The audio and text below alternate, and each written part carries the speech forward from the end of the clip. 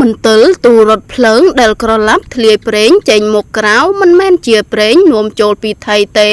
គឺនាំចូលពីសង្ហបុរីតាមច្រកសមុទ្រដើម្បីចែកចាយនៅខេត្តភាគពាយ័ព្យកម្ពុជា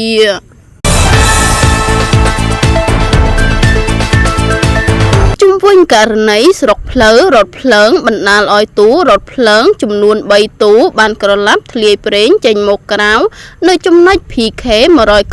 191/600 ខ្សែដេកទៅខាងជើងស្ថិតនៅភូមិច្រេះឃុំអូតាពងស្រុកបាកនខេត្តពោធិ៍សាត់